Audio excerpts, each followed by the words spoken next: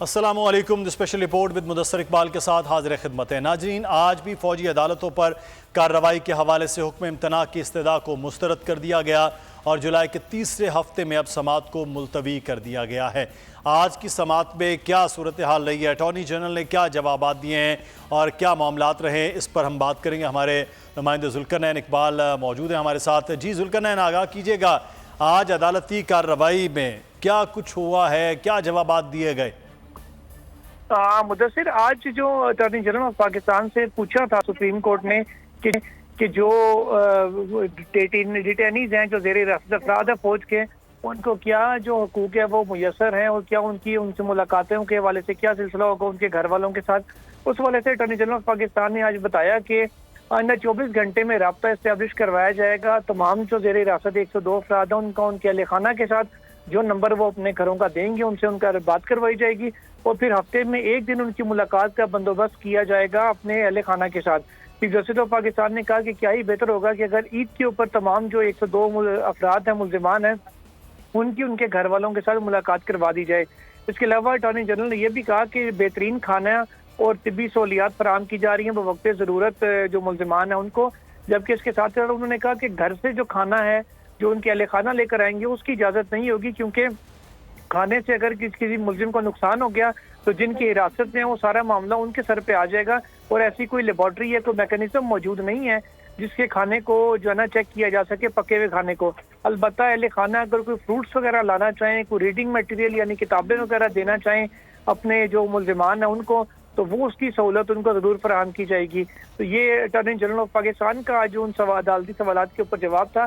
اس کے علاوہ انہوں نے کہا کہ آفیشل سیکرٹ ایکٹ کا ان تمام ملزمان پر کس انداز میں اطلاق ہوگا. اٹارنی جنرل کا کہنا تھا کہ اس حوالے سے کیونکہ درخواست گزاروں نے صرف 2 FIRs کا یہ حوالہ دیا ہے, باقی جو متعلقہ دستاویزات ہیں وہ ریکارڈ پہ نہیں ہے, لہٰذا وہ عدالت کو دستاویزات دیں گے. دستاویزات دینے کے لیے ان کو تھوڑا وقت چاہیے, جس کے بعد انہوں نے کہا کہ وہ اس نقطے کے اوپر اپنے دلائل کا آغاز کریں گے تاکہ ڈاکومنٹس اگر ریکارڈ پر ہوں گے, عدالت کے سامنے ہوں گے, تو کیس سمجھانے میں ان کو ذرا آسانی ہو جائے گی. اس کے علاوہ جو درخواست گزار, اس میں ایک جو درخواست گزار بھی تھے اور ایک کیس میں رسپونڈنٹ بھی تھے, چیئرمین PTI, ان کے وکیل عزیر بھنڈاری نے آج اپنے دلائل مکمل کیے.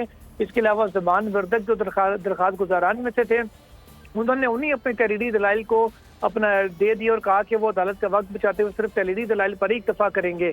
جو درخواست گزاران تھے ان کے وکلاء کی جانب سے استدعا کی گئی عدالت سے کہ حکم امتناع جاری کیا جائے, تاکہ کیونکہ اب بینچ اویلیبل نہیں ہے. چیف جسٹس نے بتایا تھا کہ جولائی کے تیسرے ہفتے میں جا کے بینچ اویلیبل ہوگا, تب تک درخواست گزاران کو یہ خدشہ تھا کہ ٹرائل نہ شروع ہو جائے. اس پر اٹارنی جنرل آف پاکستان نے کہا کہ ابھی تک کسی کا بھی جو ملزم کا ٹرائل ہے وہ شروع نہیں ہوا. وہ اپنی پہلے کی عدالت میں گزشتہ روز دی گئی اسٹیٹمنٹ کے اوپر قائم ہے کہ ابھی معاملہ تفتیش میں ہے, چل رہا ہے, تفتیش مکمل ہوگی اس کے بعد ٹرائل کا آغاز ہوگا. لہٰذا فوری طور پر کوئی ٹرائل چل نہیں رہا جس کے اوپر حکم امتناع دینا بنتا ہو. اس کے اوپر چیف جسٹس آف پاکستان نے کہا کہ ابھی کیونکہ ٹرائل شروع نہیں ہوا اور بینچ بھی اویلیبل نہیں ہوگا آئندہ, لیکن اس دوران اگر کہ معاملہ ٹرائل کی سٹیج کے اوپر آتا ہے تو چیف جسٹس نے درخواست گزاران کو کہا کہ وہ آئندہ ہفتے سے دستیاب ہوں گے.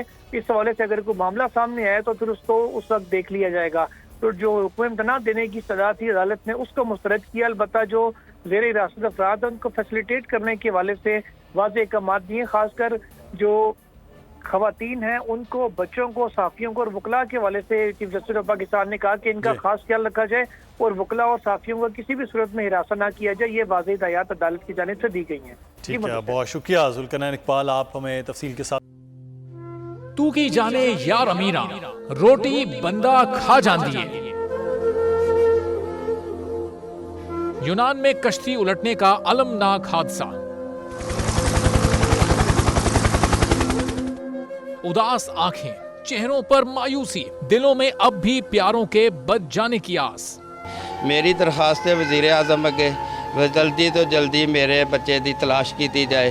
غم کی اس گھڑی میں بول رہا اپنوں کے ساتھ, صحافتی فرائض کو نبھاتے ہوئے پہنچائی ہر خبر عوام تک. اور یونان میں مہاجرین کے جہاز کو حادثے کے بعد اب ریسکیو آپریشن ختم ہو چکا ہے. 68% عوام نے کشتی حادثے کی پل پل کی خبر سے جڑے رہنے کے لیے دیکھا صرف بول نیوز, کیونکہ بول ہے پاکستان کا نمبر 1 نیوز چینل. سبسکرائب کریں اور بیل دبائیں تاکہ کوئی خبر رہ نہ جائے.